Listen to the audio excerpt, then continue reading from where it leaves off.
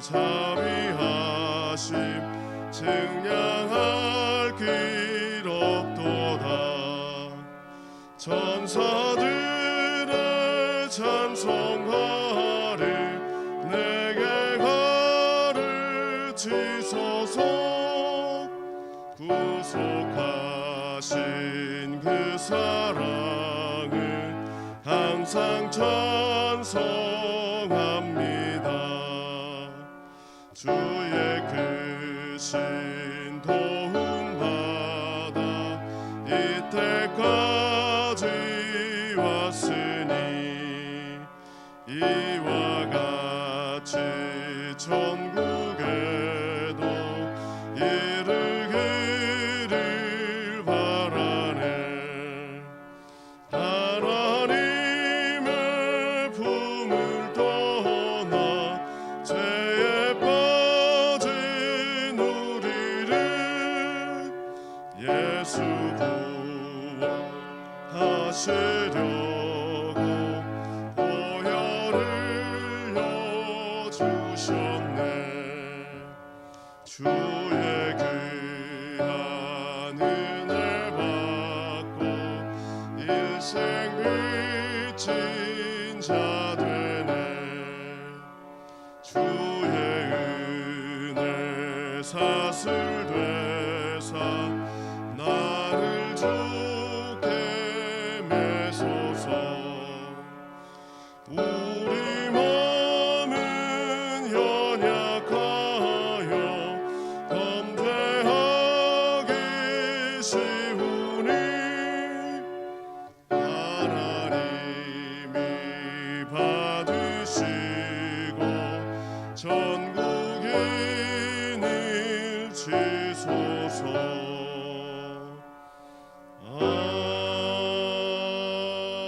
아멘. 찬송가 183장입니다.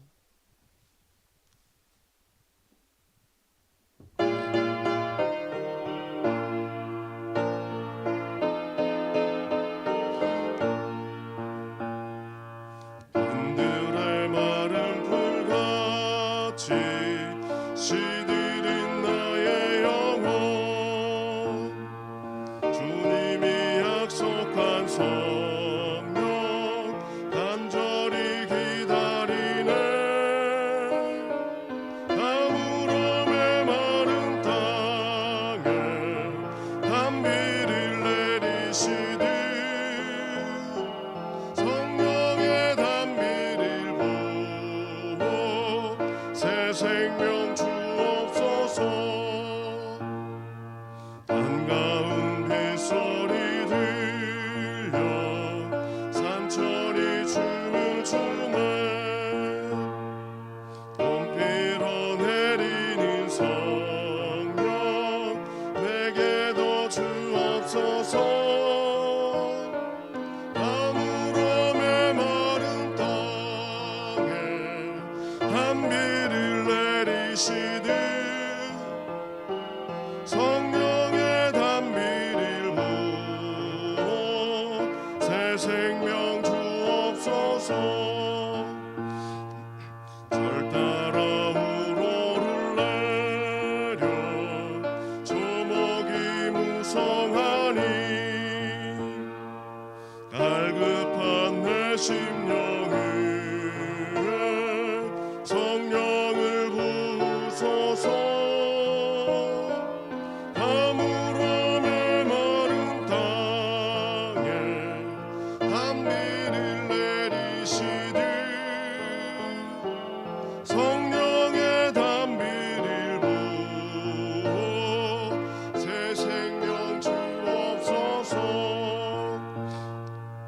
참되신 사랑의 언약 어길 수 있사오랴. 오늘의 흡족한 은혜 주실 줄 믿습니다. 가물음의 마른 땅에 단비를 내리시듯 성령의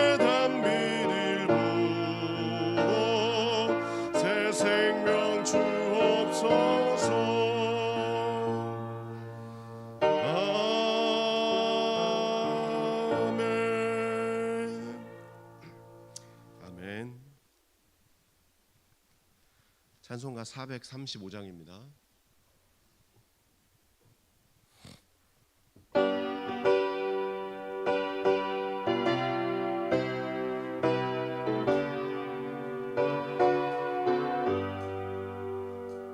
나의 영원하신 기억 생명보다 귀하다. 나의 갈 길 다가도록 나와 동행하소서. 주께로 가까이 주께로 가오니 나의 갈 길 다가도록 나와 동행하소서. 세상 복이 아니란다 모든 명예 버리고 험한 길을 가는 동안 나와 동행하소서. 주께로 가까이 주께로 가오니 나의 갈 길 다가도록 나와 동행하소서. 어두운 골짝 지나가며 험한 바다 건너서 천국 문에 이르도록 나와 동행하소서. 주께로 가까이 주께로 가오니 나의 갈 길 다가도록 나와 동행하소서.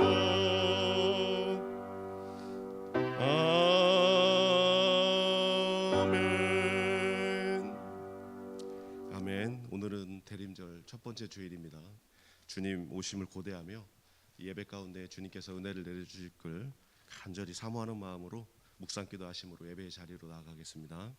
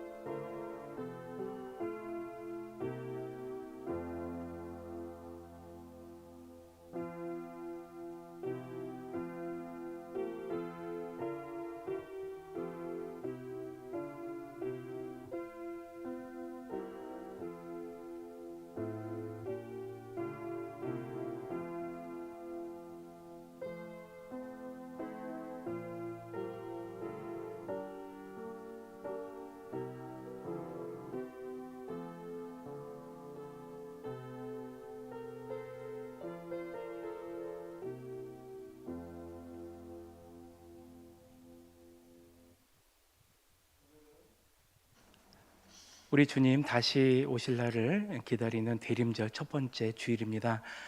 주님을 간절히 고대하는 마음으로 이 자리에 나오신 여러분들에게 하나님의 크신 은혜가 함께 하시길 바랍니다. 다 같이 일어나셔서 함께 예배 드리겠습니다. 광야에서 외치는 자의 소리가 있어 이르되 너희는 주의 길을 준비하라. 그의 오실 길을 곧게 하라. 모든 골짜기가 메워지고 모든 산과 작은 산이 낮아지고 굽은 것이 곧아지며 험한 길이 평탄하여질 것이요 모든 육체가 하나님의 구원하심을 보리라. 하나님은 영이시니 예배하는 자가 영과 진리로 예배하일지니라. 아멘.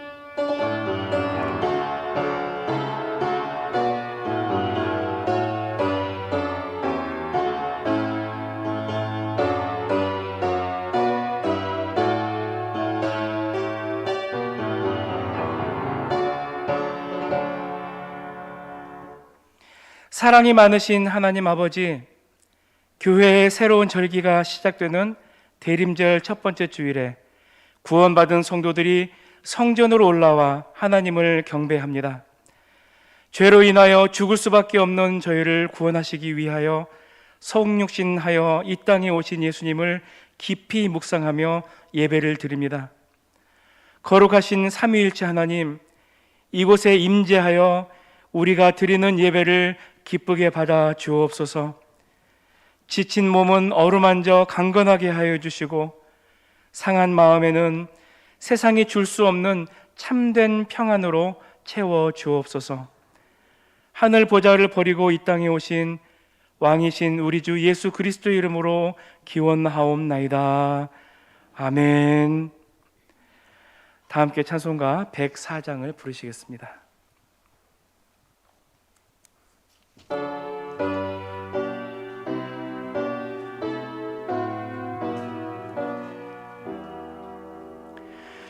곧 오소서 임마누엘,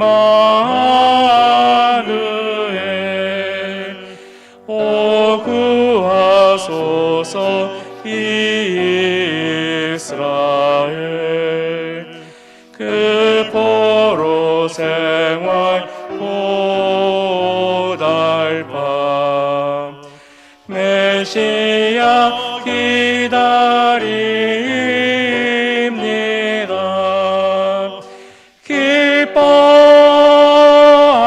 기뻐하라 이스라엘. 곧 오시리 오 임마누엘. 곧 오소서 지혜의 주, 온 만물 질서 주시고 참 진리의 길 보이사 갈 길을 인도하소서.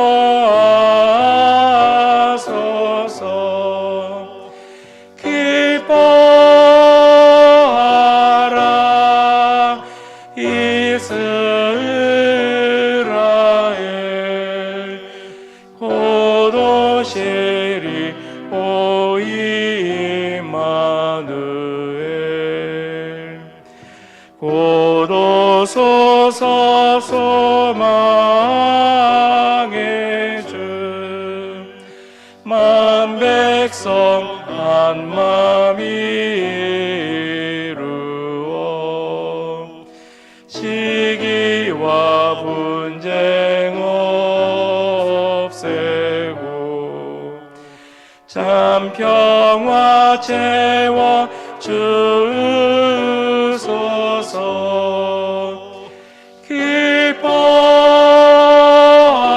기뻐하라 이스라엘. 곧 오시리 오 임마누엘.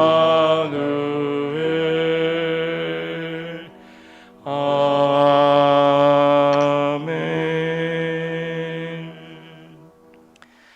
이제는 우리 신앙을 한 목소리로 고백하오니 나는 전능하신 아버지 하나님 천지의 창조주를 믿습니다. 나는 그의 유일하신 아들 우리 주 예수 그리스도를 믿습니다.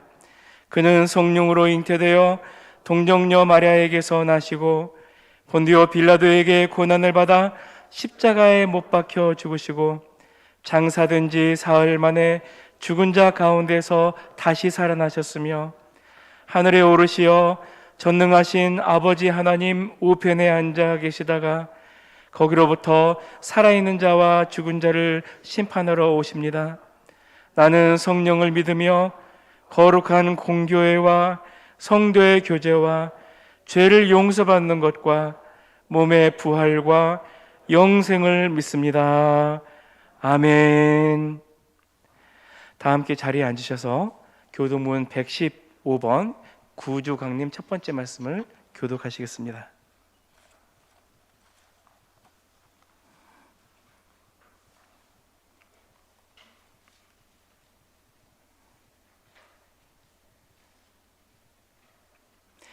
성문으로 나아가라, 나아가라.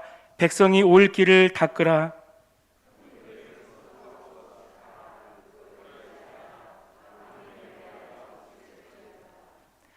여호와께서 땅끝까지 선포하시되 너희는 딸 시온에게 이르라. 보라, 내 구원이 이르렀느니라.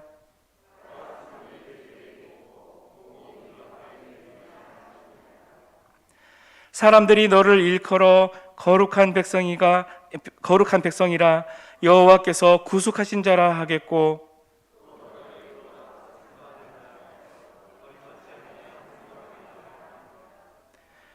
선지자 이사야의 책에 쓴 바 광야에서 외치는 자의 소리가 있어 이르되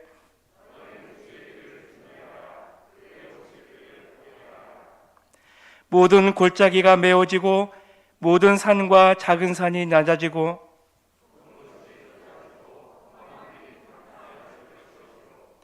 모든 육체가 하나님의 구원하심을 보리라 함과 같으니라. 아멘. 다 함께 찬송가 175장을 부르시겠습니다.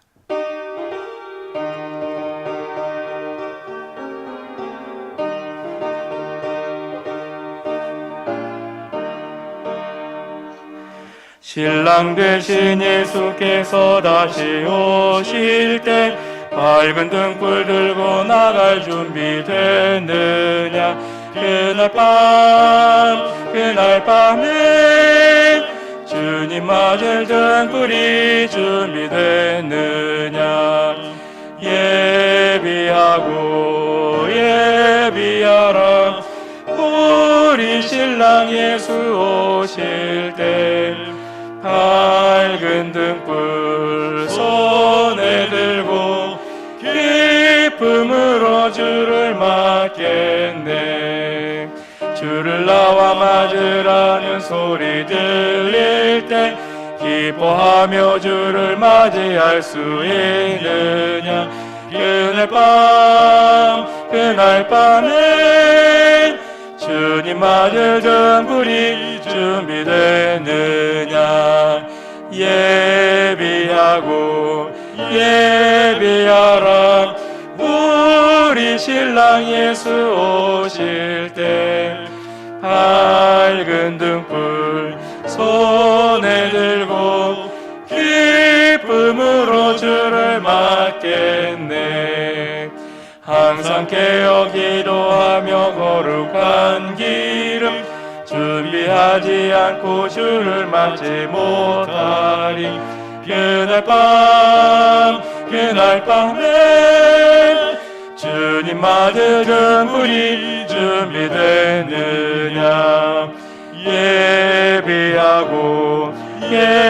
예비하라. 우리 신랑 예수 오실 때 밝은 등불 손에 들고 기쁨으로 주를 맞겠네. 그날 밤에 영화로운 혼인 자리에 기뻐하며 할렐루야 찬송 부르리. 그날 밤에 주님 맞을 등불이 준비됐느냐. 예비하라. 우리 신랑 예수 오실 때 밝은 등불 손에 들고 기쁨으로 주를 맞 하겠네.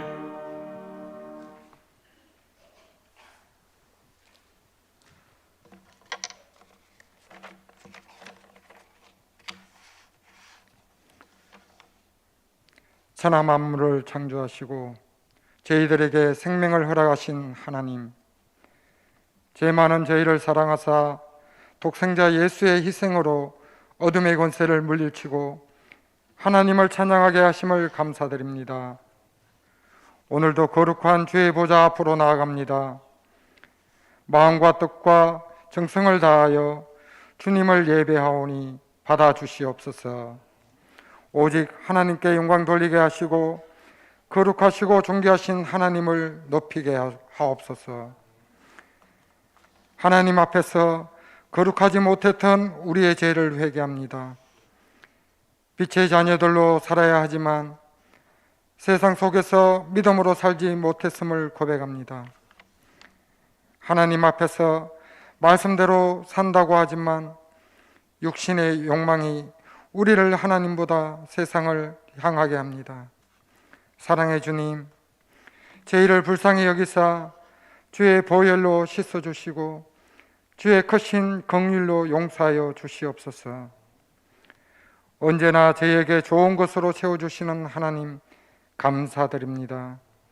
성령 안에서 교회가 하나 되게 하시고 각자 맡은 바 사명과 직분을 따라 선을 이루게 하여 하나님의 영광을 드러내는 주양한 교회가 되게 하시옵소서.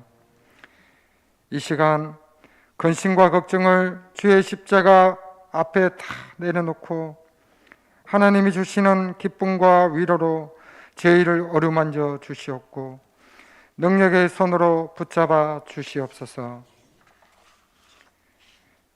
믿음이 연약한 심령에게는 강하고 담대한 믿음을 허락하시옵고 낙심한 자들에게 위로와 용기를 주시옵고 상처받은 영혼들을 치료하여 주시옵소서. 예배드리는 한 사람 한 사람 능력의 손으로 붙잡아 주시옵고 자비로운 손길로 사랑을 품게 하시며 하늘의 복을 받는 귀한 시간 되게 하시옵소서.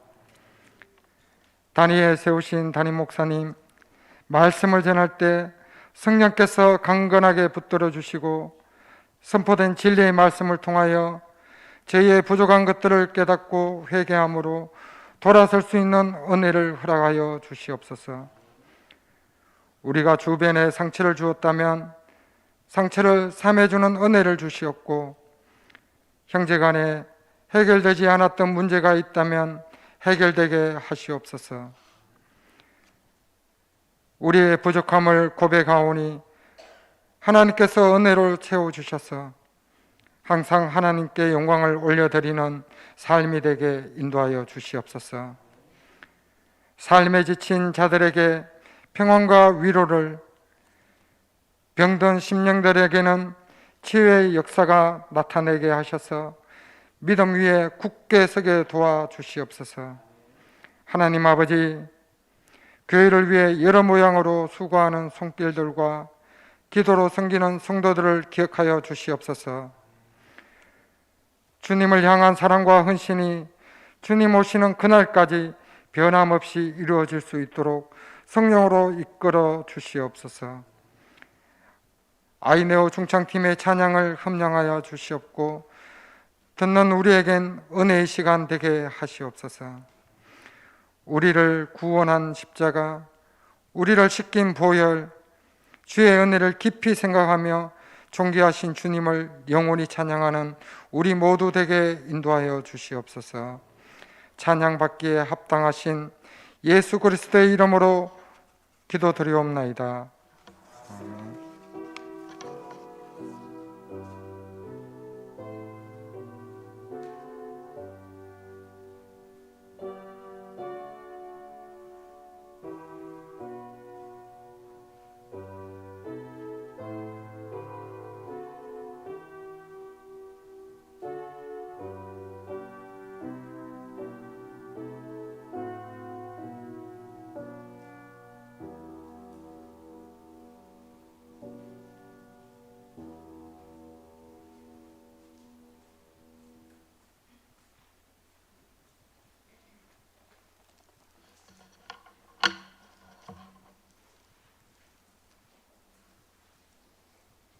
말씀은 마태복음 24장 42절에서 51절 말씀입니다.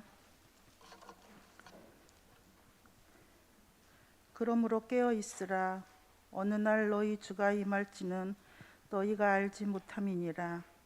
너희도 아는 바니 만일 집 주인이 도둑이 어느 시각에 올 줄을 알았더라면 깨어 있어 그 집을 뚫지 못하게 하였으리라. 그러므로 너희도 준비하고 있으라. 생각하지 않을 때에 인자가 오리라. 충성되고 지혜 있는 종이 되어 주인에게 그 집을 사람들에게 맡길 때에 따라 양식을 나눠줄 자가 누구냐? 주인이 올 때에 그 주인이 그렇게 하는 것을 보면 그 종이 복이 있으리로다. 내가 진실로 너희에게 이르노니 주인이 그의 소유를 그에게 맡기리라. 만일 그의 종이 마음에 생각하며 하기를 주인이 더디 오리라 하여 동료들을 때리며 술 친구들과 더불어 먹고 마시게 되면 생각하지 않는 날 알지 못하는 시각에 그 종이 주인을 이르러 엄히 때리고 외식하는 자가 받는 벌을 처하리니 거기서 슬피 울며 이를 갈리라. 아멘.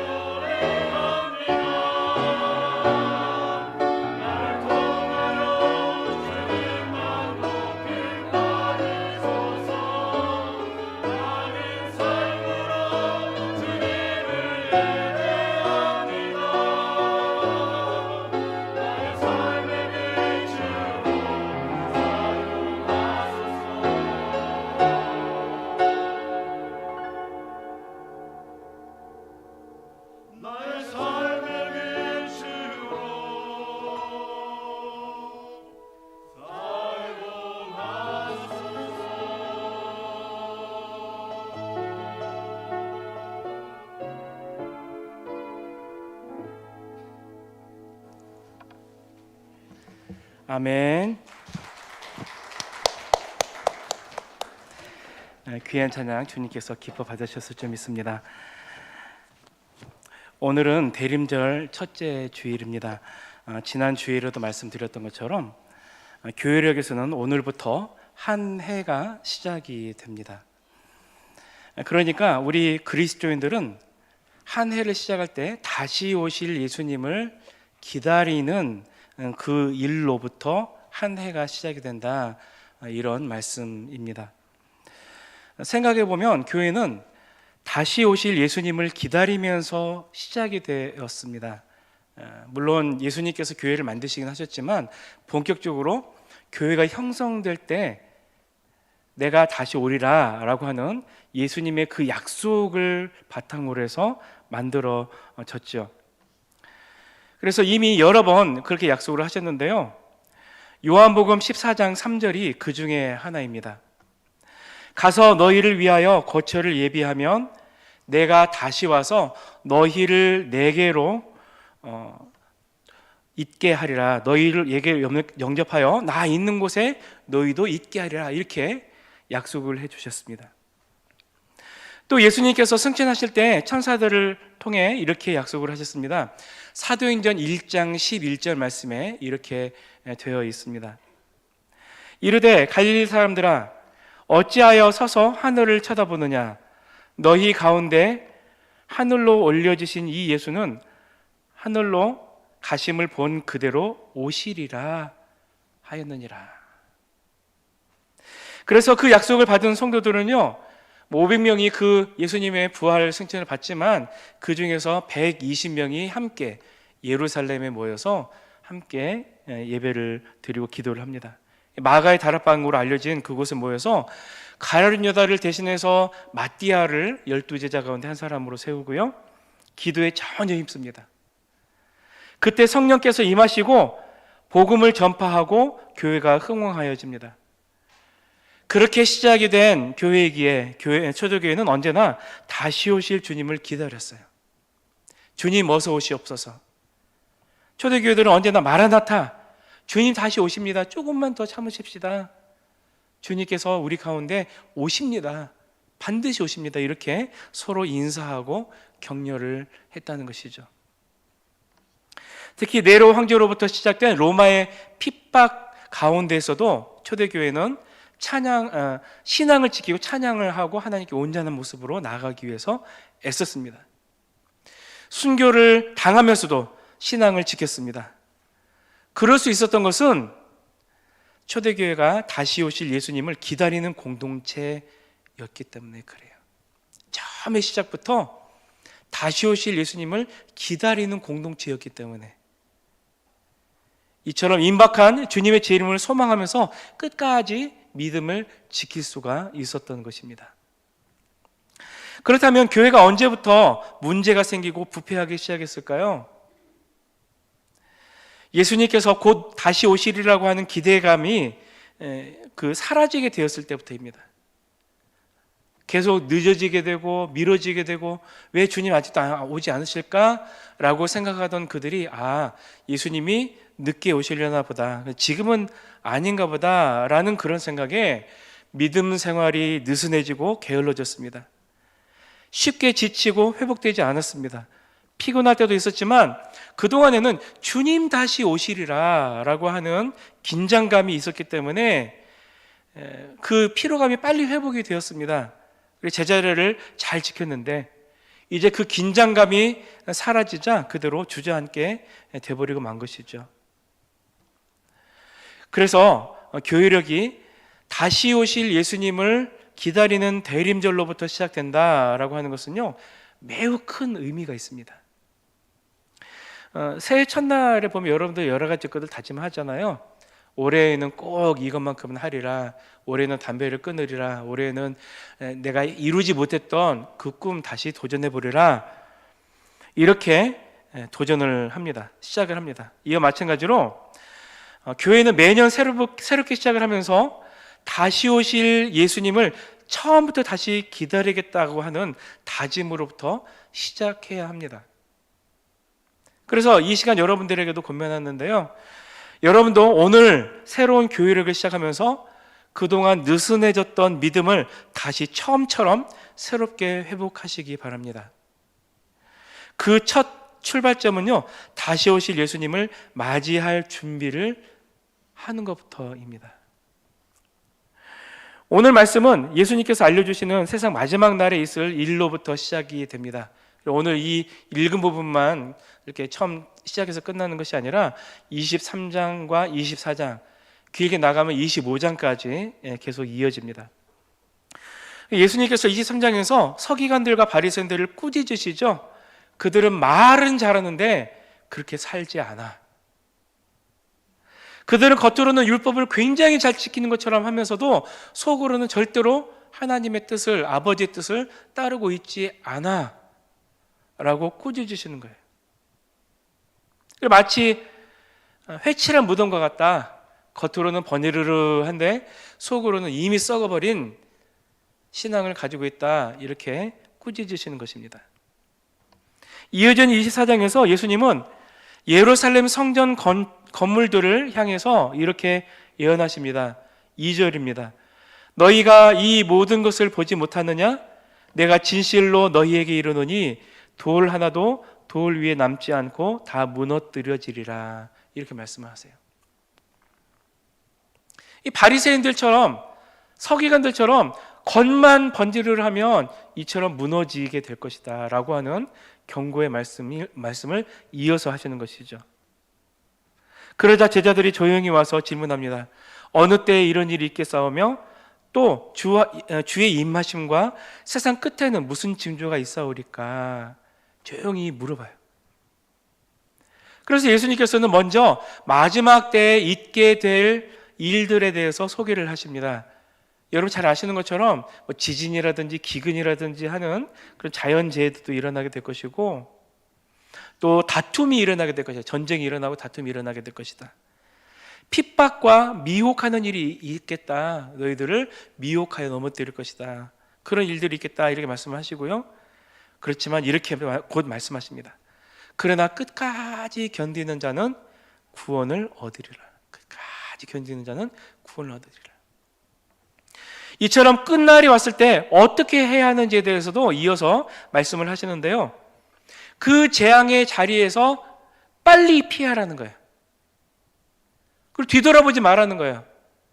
세상에 아까운 것이 있다고 해가지고 롯의 아내처럼 뒤에 돌아보면 안 된다는 것입니다. 거짓 그리스도들과 선지자들이 일어나서 미혹할 텐데 저들 절대로 믿지 말아라. 그런 일들이 일어나게 될 것이라고요. 이 큰 환란 후에 하늘의 별이 떨어지는 등 우주에 큰 변동이 있은 후에 예수님께서 오시리라 약속하십니다. 30절입니다. 그때 인자의 징조가 하늘에서 보이겠고 그때 땅의 모든 족속들이 통곡하며 그들이 인자가 구름을 타고 능력과 큰 영광으로 오는 것을 보리라. 이렇게 약속을 해 주십니다. 그런데 여기에서 중요한 말씀을 하십니다. 징조로 짐작은 할 수는 있겠지만 그러나 그 날과 그때는 아무도 모른다는 거예요. 하늘의 천사들도 모르고요, 아들도 모르고 오직 아버지만 아신다라고 하십니다. 여기에서 이단들이 설치게 될 그것을 이미 방지를 해주시는 거예요. 그럼 오늘은 어떻게 되느냐? 언제 오시는지 모르지만 우리는 그날을 준비를 해야 되는 거예요. 어떻게 준비를 해야 될까요? 언제 오시는지 모르는데 어떻게 예비하라는 것일까요? 그 날도 아무도 모르는데 징조만 가지고 짐작하면 안 된다면서요. 하늘에서 별들이 떨어지는 그 날은 진짜 우주가 다 망하는 그런 때인데 그때 주님께서 오시겠다는 것인데 그런 일이 언제인지 알지 못하잖아요. 그래서 오늘 본문 말씀에서 우리가 주님 다시 오실 그때를 어떻게 준비해야 하는지 크게 세 가지로 말씀을 하십니다. 첫째는요, 깨어 있으라입니다. 깨어 있으라. 함께 42절 말씀 읽겠습니다. 시작. 그러므로 깨어 있으라. 어느 날에 너희 주가 임할는지 너희가 알지 못함이니라. 아멘. 정신물리학의 창시자 페히너라고 하는 분이 이런 말을 했습니다. 내가 일평생 연구한 정신물리학 논문의 마지막 결론을 지금 발표하겠습니다. 인생은 3가지 단계를 살아갑니다. 첫 번째 단계, 잠만 잡니다. 어머니 뱃속입니다. 두 번째 단계는 자다가 깨고 깨다가 자는 단계입니다. 이것이 우리가 세상을 사는 시간입니다. 세 번째 단계는 영원히 잠을 자지 않고 깨어있는 단계, 하늘나라입니다. 이것입니다. 이것이 내 정신물리학의 결론입니다. 이렇게 이야기를 했습니다. 꼭 이 말에 근거한 것은 아니지만 하나님의 나라는요, 깨어있는 자들의 나라예요. 이 나라에 들어가기 위해서는 우리는 언제나 깨어 있어야 돼요. 잠들어 있으면 이 나라는 못 들어갑니다. 그런데 우리는 어떻습니까? 깨어 있습니까? 아니죠. 자주 잠이 듭니다. 졸립니다. 졸리면서 운전하면 큰일 나잖아요. 올해 5월 고속도로 사고의 94%가 졸면서 운전하는, 졸음과 주시 태만으로 일어난 사건이라고 합니다. 그런 뉴스를 봤는데요.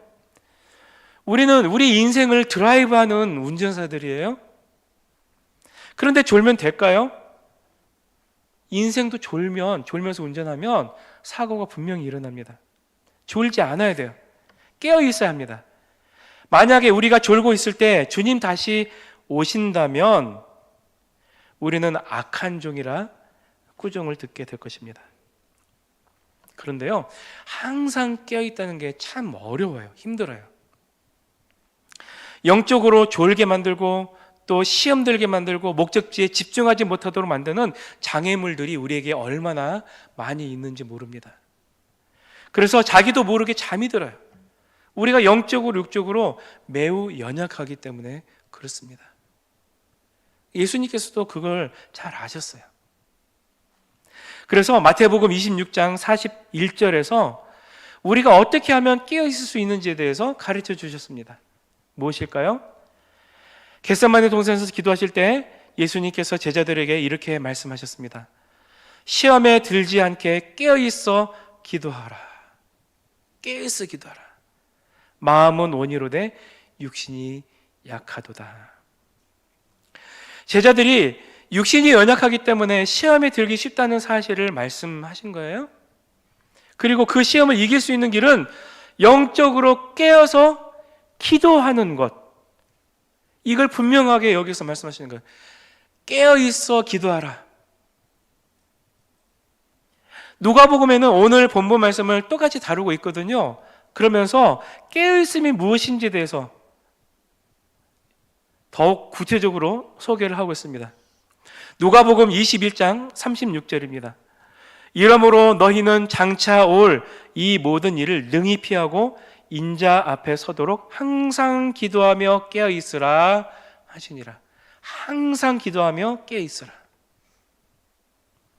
사도 바울도 기도에 언제나 깨어 있을 것을 말합니다. 그리고 골로새서 4장 2절입니다. 기도를 계속하고 기도에 감사함으로 깨어 있으라. 에베소서 6장 18절에서도 이렇게 고면합니다. 모든 기도와 간구를 하되 항상 성령 안에서 기도하고 이를 위하여 깨어 구하기를 항상 힘쓰며 여러 성도를 위하여 구하라. 깨어있기 위해서는 우리가 연약하다는 걸 알아요. 깨어있기 위해서는 기도하라는 거예요. 기도하면 우리는 영적으로 깨어있게 됩니다. 우리 그리스도인들은 연약하죠. 그래서 시험에 들기 쉽습니다. 그래서 시험을 이기는 길은요, 깨어서 기도하는 것밖에 없어요.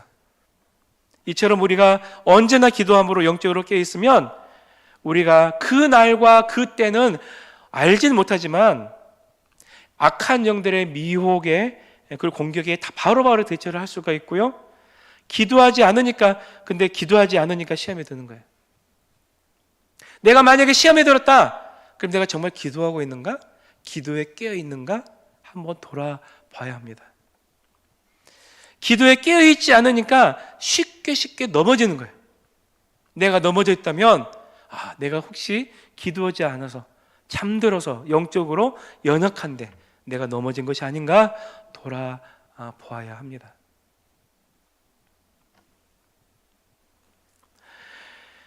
그러므로 우리는 다시 오실 예수님을 기다릴 때 언제나 기도해야 합니다. 영적으로 깨어 있어야 합니다. 그럴 때 다시 오신 예수님께서 깨어 있는 우리를 보시면서 잘했다 칭찬하시고 복이 있다 선포하시는 것입니다. 두 번째로 우리는 주님 다시 오실 그때를 어떻게 준비를 해야 할까요? 첫 번째는 깨어 있는 것이고요. 둘째는 이겁니다. 45절로 47절에는 충성되고 지혜 있는 종이 되어서 그 집 사람들을 맡아 때를 따라 양식을 나눠줘야 한다, 이렇게 말씀하고 있습니다. 캐나다의 종교사회학자인 레지널드 비비라는 분이 있는데요, 이분이 이렇게 이야기했습니다.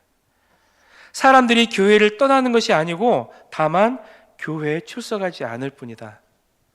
믿기는 믿어요. 그래서 교회에 나오지 않는다는 것입니다. 현대 그리스도인들의 두드러진 경향 중 하나가 바로 이거라는 거예요. 교회는 떠나 있지 않아요. 그런데 출석도 하지 않는다는 거예요. 로널드 롤하이저라고 하는 카톨릭 사제가 또 이렇게 말했습니다. 현대인은 교회에 관해 휴가 중이다. 하나님 나라는 원하지만 교회는 원하지 않는다. 요한 웨슬레는 이런 사람들을 뭐라고 말하냐면 명목상의 그리스도인들이다. 이름만 가지고 있는 그리스도인이라 이렇게 이름을 붙여줬습니다. 1974년도에 있었던 세계 복음주의 협의회에서 열었던 로잔에서 회의가 있습니다.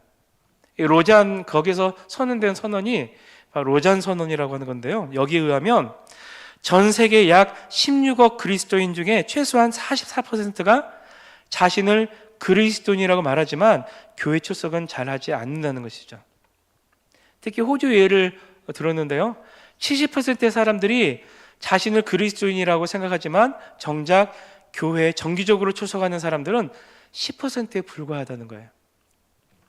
이 보고서가 채택이 된 게, 선언이 채택된 게 1974년도인데요. 그로부터 거의 50년이 지난 2022년도 올해 4월에 그보다 더 심각한 보고가 우리 가운데 있었습니다. 코로나 시대 이후인 올해 4월에 조사한 한국교회 구성원의 유형에 대한 보고를 보게 됐는데요. 지금 우리나라에서도 이 비율, 전에 50년 전에 있었던 이 호주의 비율을 못지않게 굉장히 심각한 상황을 보고를 하고 있습니다. 여기서 나온 용어가 SBNR이라고 하는 용어예요. SBNR. 이 무슨 뜻이냐면 spiritual but not religious. 그대로 해석하면 영적이지만 종교적이진 않다. 내 믿음은 가지고 있지만 그러나 교회는 안 다닌다. 종교생활을 하지 않는다. 이런 이야기예요. 그 말의 앞 스펠만 모아서 만든 단어가 바로 SBNR이라고 합니다. 저도 이번에 처음 알은 단어예요. 예전에 가나안 교인이라고 들어보셨죠? 교회 안 나가는 교인들. 그런데 그 사람들까지 다 포함을 해서 지금은 코로나 이후에 교회에 나가지 않으면서도 자신은 그리스도인이라 말하는 모든 사람을 다 포함하는 단어가 바로 SBNR이라는 것입니다. 전에도 한번 말씀드린 적이 있는데요, 경각심을 높이기 위해서 다시 말씀드립니다. 이 조사에 의하면 전체 개신교인 중에 79.8%가 자신이 교회에 소속이 되어 있다. 나는 교회 소속이 되어 있어요. 어디 교회 다녀요? 라고 말하는 사람들이 약 79.8%라는 거예요.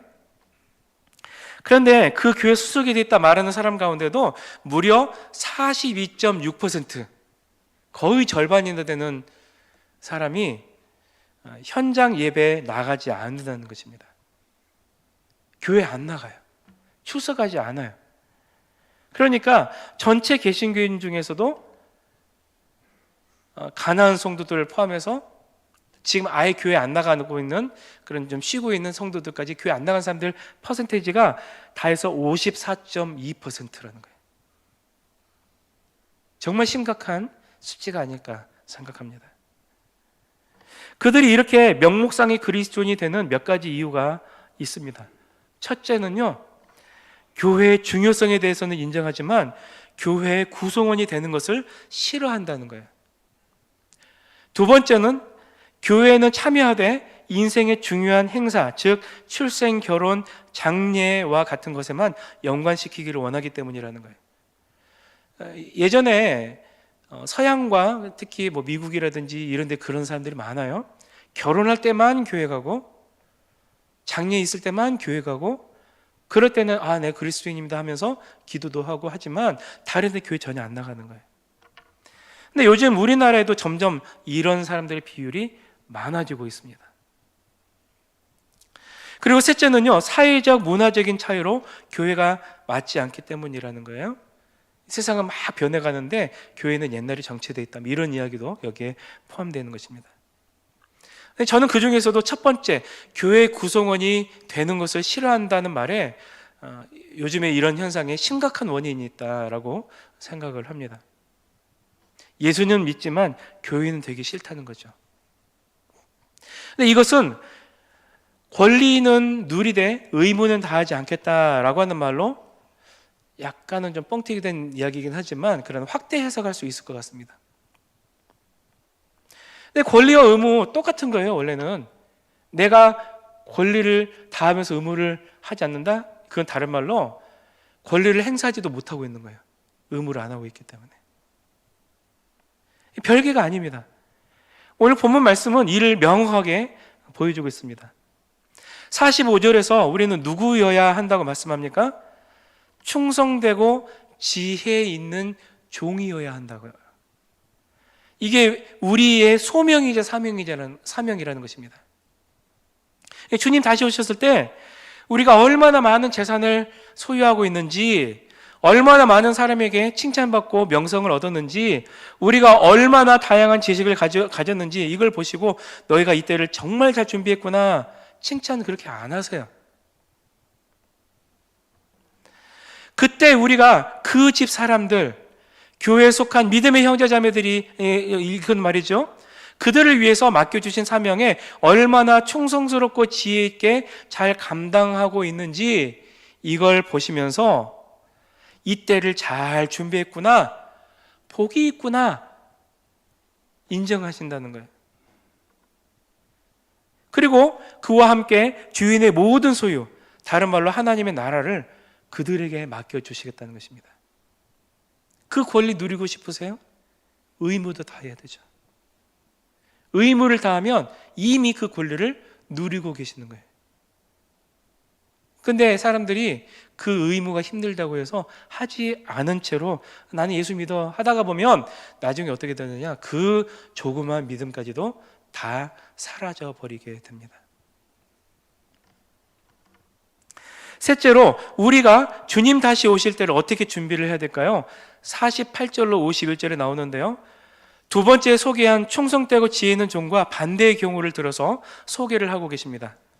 여기 나온 사람들도 종이에요. 충성되고 지혜 있는 종, 반대로 악한 종이라고 말씀합니다. 여기서 우리가 판단하는 악의 기준과 주님께서 말씀하시는 악한 종의 기준이 좀 달라요. 우리는 여기에 주목을 해야 됩니다. 그들이 악한 그 원인이 무엇인지 한번 깊게 생각을 해봐야 돼요. 왜 예수님께서 그 사람들을 향해서 악한 종이라고 말씀을 하셨을까요? 그들은 주님 다시 오실 그때가 더디 오리라 판단했다는 것 그 하나 가지고 악한 종이라고 평가를 받는 거예요. 그 날이 더디 오리라 생각하니까 어떻게 했다고요? 여기에 모든 악이 바로 거기서 나온 것입니다. 술 취하고 악을 행하고 다른 이웃을 때리고, 이 왜 그런 행동을 하게 되느냐? 주님 다시 오실 날 아직 아니야 라고 생각하니까 그런 악을 행했다는 거예요. 지연된 종말 의식이죠. 지연된 종말 의식. 그것 때문에 그들이 악해진 거예요. 만약에 지금 당장이라도 주님 오실 것이라고 긴장하고 있다면 그들은 절대로 악을 행하지 않았을 것입니다. 주님 오실 날이 지연됐다고 생각하니까 그들은 동료를 때리고 술 친구들을 더불어서 먹고 마시고 흥청망청 그렇게 살아간 것이죠. 그런데 이런 지연된 종말 의식이 초대교회도 점점 가면 갈수록 팽배해졌습니다.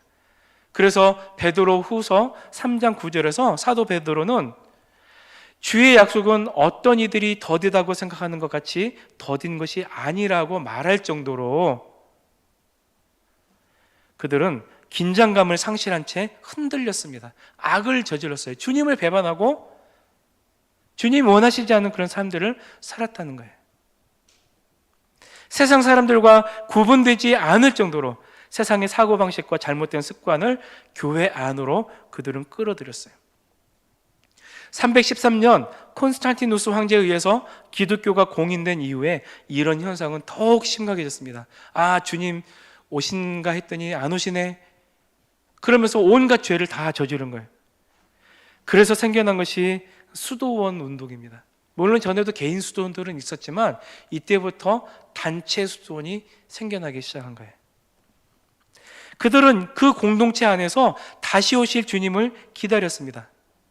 다시 오실 주님 앞에 악한 종이 아니라 충성되고 지혜 있는 종이 되려고 애썼습니다.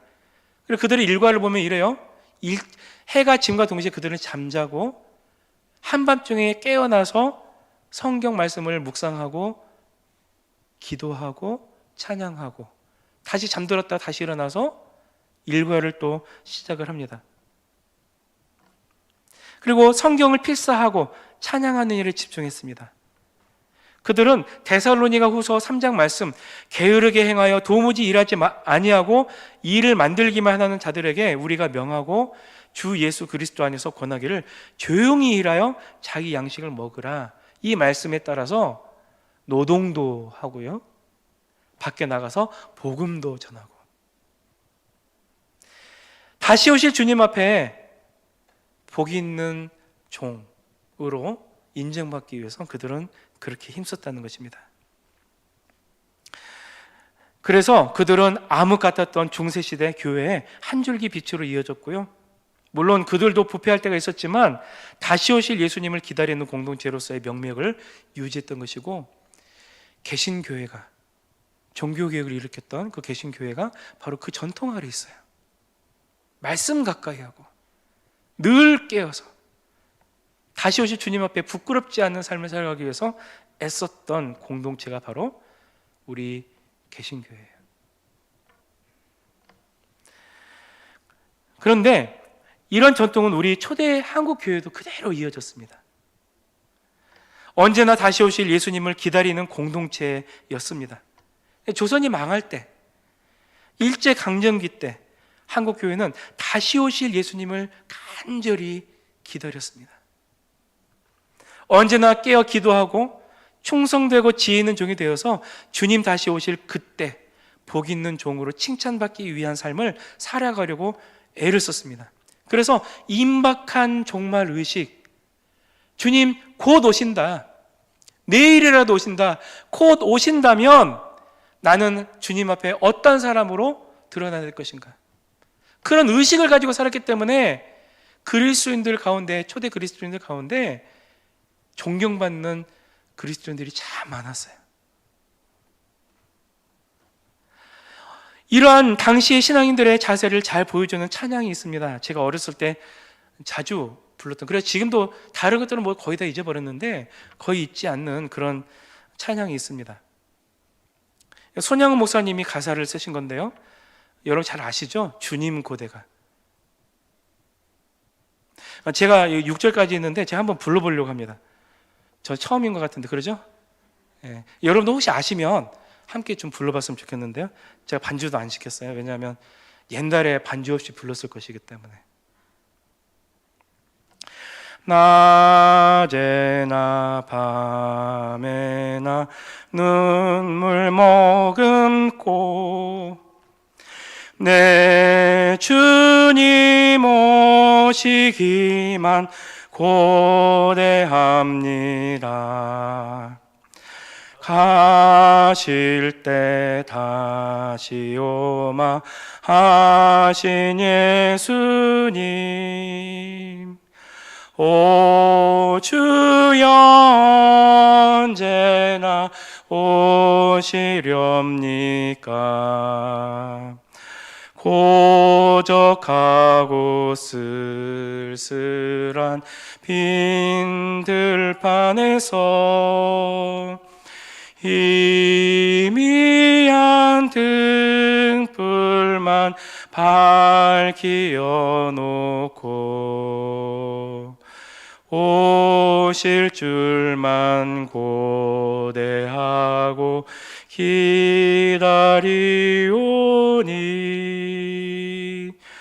오 주여 언제나 오시렵니까? 6절을 부르겠습니다. 천년을 하루같이 기다린 주님, 내 영혼 당하는 것 볼 수 없어서 이 시간도 기다리고 계신 내 주님, 오 주여 이 시간에 오시옵소서. 손양원 목사님이 쓰신 찬송이지만 당시 우리 믿음의 선배들이 다 그런 마음을 가지고 있었어요. 그래서 어떤 상황 가운데서도 믿음을 저버리지 않은 거예요. 순교의 자리에서 그들은 도망치지 않은 거예요. 손양원 목사님도 도망칠 수 있었어요. 그렇지만 다시 예양원으로 돌아가셔서 순교를 당하셨습니다. 이처럼 그냥 기다리기만 하지 않고요, 보내신 그곳을 떠나지 않았어요. 교회를 끝까지 지켰습니다. 그곳에서 끝까지 말씀을 선포하고 다시 오실 주님만을 사모하며 충성스럽게 지혜 있는 종으로 맡겨주신 사명을 끝까지 잘 감당했다는 거예요. 그런데 시간이 지나면서 이 기다림의 간절함은 점점 사라지고 우리의 믿음 역시 점점 사라지고 있는 건 아닌지요. 그래서 오늘 대림절 첫째 주일 교회력으로 새해의 첫째 날이 되었는데, 사랑하는 성도 여러분, 그 처음을 다시 오실 예수님을 기다리는 절기로 시작하는 그 뜻을 깊이 되새겨 보시기 바랍니다. 믿음의 선배들처럼 다시 오실 그 주님을, 그때를 간절히 사모하시고 깨어 기도하며 충성되고 지혜 있는 종이 되어서 느슨해지지 않는 그런 선함으로 다시 오신 주님께 복 있는 종이라 칭찬받고 그 나라를 맡는 영광까지 누리시는 저 여러분이 다 되시기 바랍니다. 함께 기도하겠습니다. 다시 오시겠다 약속하신 주님, 지금도 주님을 간절히 기다립니다. 깨어 기도하며 충성되고 지혜 있는 종이 되어 맡겨주신 교회를 섬기며 그때를 준비하지 않아 벌받을 악한 종들을 반면교사 삼아 끝까지 다시 오실 주님께 충성하여 다시 오신 주님께 복 있는 종이라 칭찬받고 인정받는 우리 주영에 속한 모든 성도들 되게 하여 주시옵소서. 다시 오실 우리 주 예수 그리스도의 이름으로 기도합니다. 아멘. 다 함께 찬송가 521장 부르시며 준비하신 예물을 하나님께 드리겠습니다.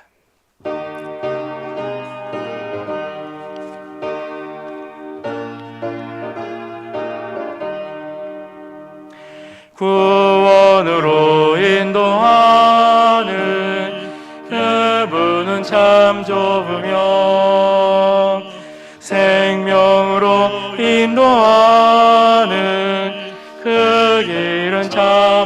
하나님, 우리 몸에 지워 있는 그 더러운 죄짐을 한없이 벗어놓고 힘써서 들어갑시다. 구원으로 인도하는 그 좁은 문 들어가 영생으로 인도하는 그 생명길 갑시다. 이 세상에 많은 사람 큰 문으로 들어가 넓은 길로 갈지라도 멸망으로 끝나니 세상 헛된 부귀영화 모두 내어버리고 주의 말씀 순종하여 그 생명길로 갑시다. 구원으로 인도하는 그 좁은 문 들어가 영생으로 인도하는 그 생명길 갑시다. 구원의 문 열렸으니 주의 공로 힘입어 주저 말고 들어가서 생명길로 갑시다.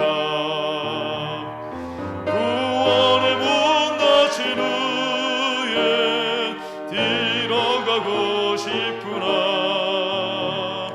한 번 닫힌 구원의 문 또 열려지지 않으리. 구원으로 인도하는 그 좁은 문 들어가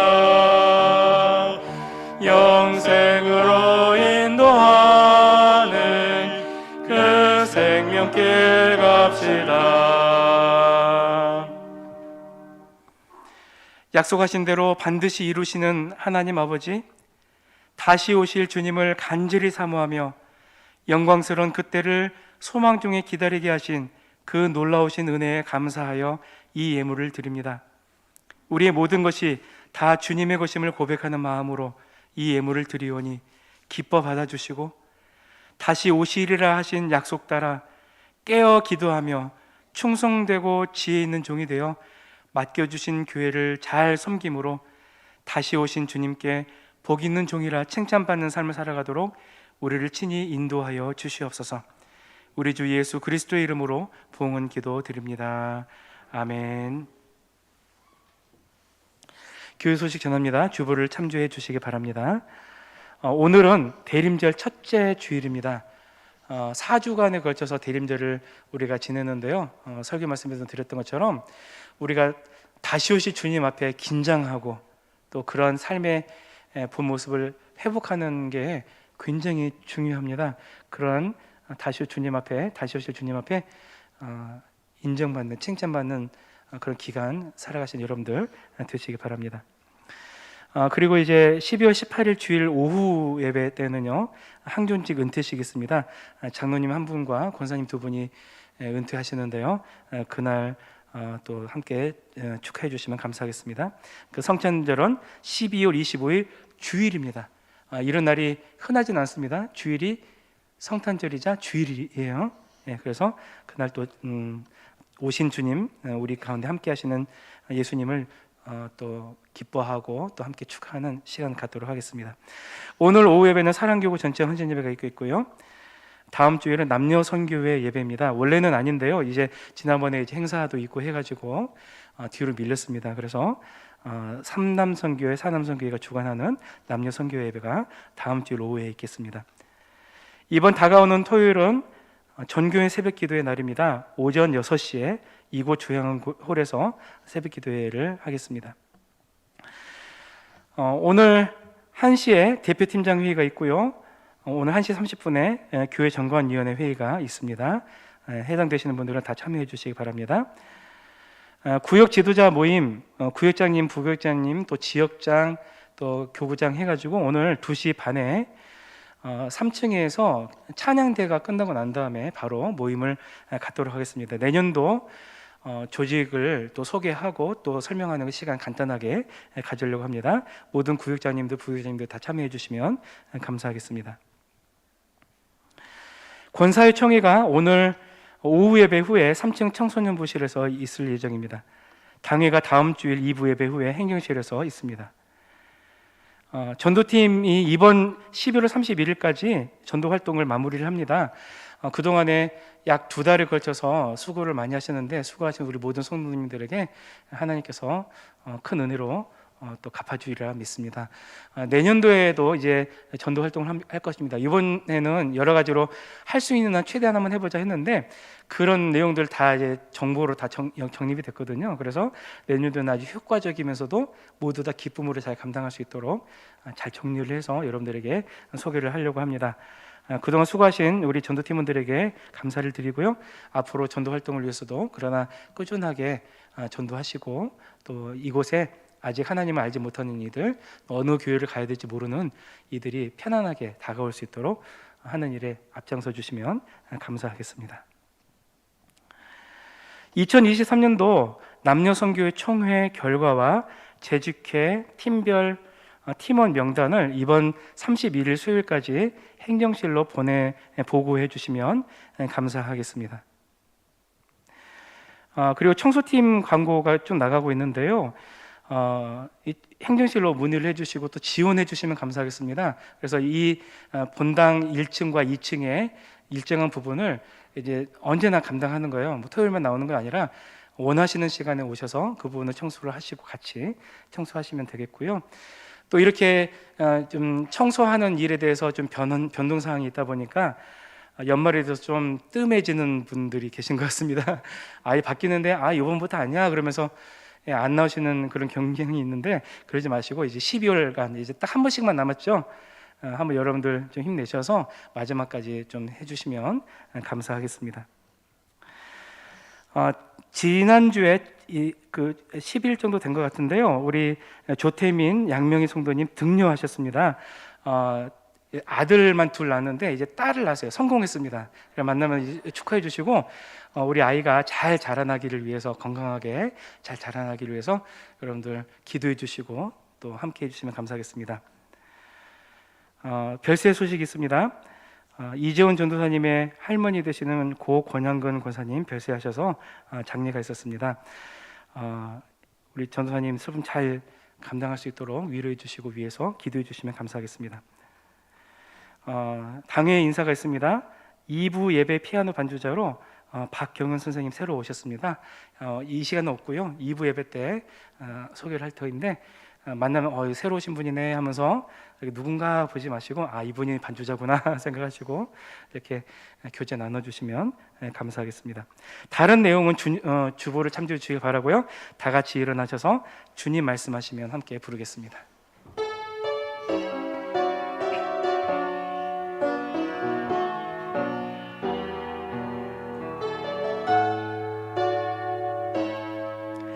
주님 말씀하시면 내가 나아가리라. 주님 뜻이 아니면 내가 멈춰서리라. 나의 가고 서는 것 주님 뜻에 있으니 오 주님 나를 이끄소서. 뜻하신 그곳에 나 있기 원합니다. 이끄시는 대로 순종하며 살리니 연약한 내 영혼 통하여 일하소서. 주님 나라와 그 뜻을 위하여 오 주님 나를 이끄소서.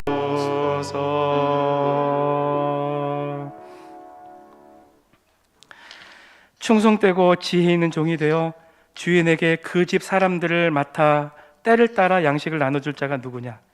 주인이 올 때 그 종이 이렇게 하는 것을 보면 그 종이 복이 있으리로다. 지금은 다시 오실 우리 주 예수 그리스도의 한없으신 은혜와 주님 다시 오실 그때를 소망 중에 기다리게 하시는 하나님 아버지의 놀라우신 사랑하심과 깨어 기도하며 충성되고 지혜 있는 종이 되어 긴장감 놓지 않고 그때를 사모함으로 기다리게 하시는 성령님의 감동, 감화, 교통하심이 다시 오실 주님 앞에 복 있는 종이라 칭찬받기를 간절히 소망하며 머리 숙인 주 향한의 모든 성도와 가정과 자녀와 사업과 이 나라와 민족 위에 이제부터 영원까지 함께 하시기를 간절히 축원하옵나이다. 아멘.